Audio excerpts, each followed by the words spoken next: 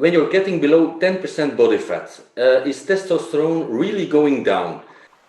And if so, by how much? And how long for it to return back to normal levels once the diet is stopped? PRT and Hormone Optimization channel. I was on the channel before, so I've been following the channel, watching it every now and then. So be sure to check them out. Consider subscribing, hit that notification bell, and you'll be on your way.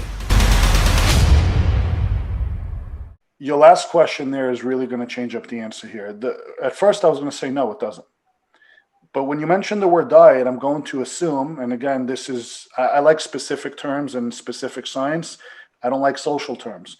But if I'm going to assume, because we don't have the person who asked the question in front of us to clarify, the term diet socially, to me, scientifically translates into a deficit, a caloric deficit. Now, it doesn't have to. I can diet up. I could diet to bulk. Diet just means a specific meal plan.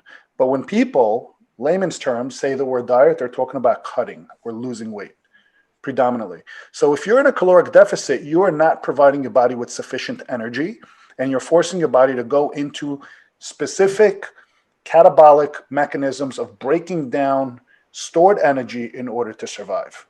This has a side effect or an unintended effect of also wreaking havoc on specific hormones, as well as going into a fight or flight state of stress.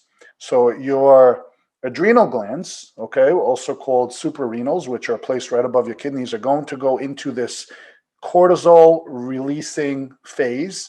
Your adrenaline levels are going to increase. Your blood pressure may occasionally increase. This is from epinephrine that's released by the adrenals. And all of this is going to create a catabolic environment where your body is becoming catabolic. It is breaking down, okay? It is not anabolic in the building phase. It is in a breaking down phase. Yes, this will lower hormones. Why?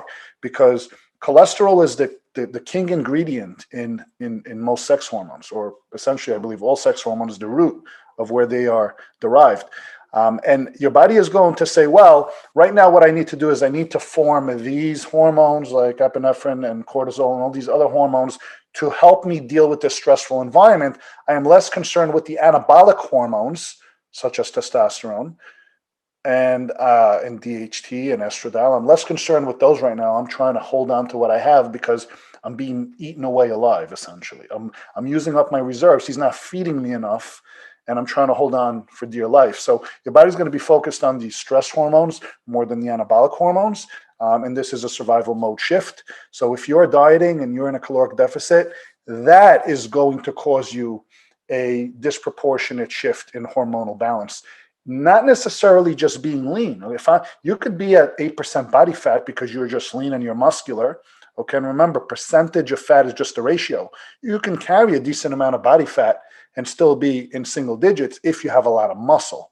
I can lower my body fat percentage by increasing muscle without effectively changing an ounce of fat, right? Because it's a ratio. It's a dilution factor, essentially. So if you're very muscular and fairly lean, you can still maintain a low body fat and still produce sufficient amounts of hormones, let alone if you're already on TRT and you're injecting your hormones.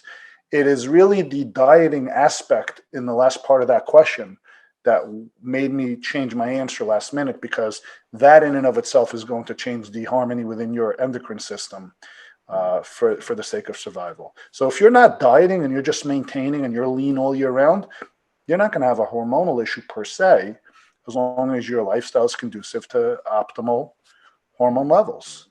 Okay. Hope that makes sense. Yeah, sure. And if the person then stops the deficit and goes into a maintenance calorie diet, when does the testosterone come back up? Again, everyone's different, but we got to remember, if you're a naturally producing male, you produce testosterone in your sleep every single night. It follows a circadian cycle, not a lunar cycle like women, for example.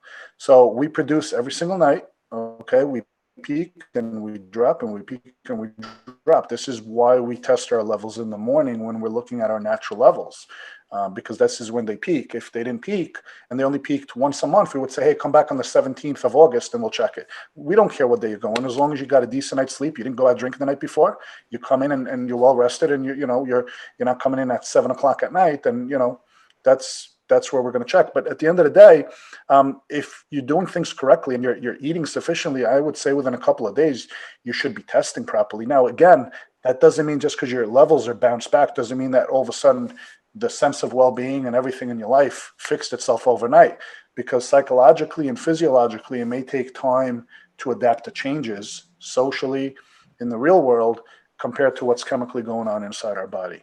But you can literally, I mean, in a matter of a couple of days, just recover your levels because they are being produced on a consistent basis. That's not to say you're going to put on 5 pounds of muscle the next morning just because you went back into a caloric, maintenance or surplus. So those stuff, that type of stuff is going to lag behind. Those are more lifestyle changes. Endocrine changes are going to occur very, very quickly once you make changes to external stimuli. Okay, so there's little chance of permanent damage of testosterone production after a very hard and long diet. Look, if you're living in a chronic state of stress for years and years and years, this is what's called allostatic loads. This will not just cause a breakdown of hormones, this will literally bring on cancer, rapid aging, heart disease, metabolic syndromes. Your body will break down very rapidly if you're under a chronic state of stress. So if you're living in a stressful environment, whether it's due to catabolic dieting, or whether it's due to just work or financial stress or whatever type of stress you're experiencing, if this goes on for years and years and years, expect bad things to happen to your body that are more than likely non-reversible, at least fully. So while you may recover, the graying of your hair, shedding of hair, stuff like that is not going back if you've been living in a stressful environment for a long period of time, as well as, wrinkles and, just aging, overall aging, internal organs, and disease is going to run rampant if you're living in chronic state of stress. Okay, Gil, thank you so much. My pleasure. Alright guys, well, do this next. Click on one of these thumbnails to learn a ton more about TRT and hormone optimization. Thanks.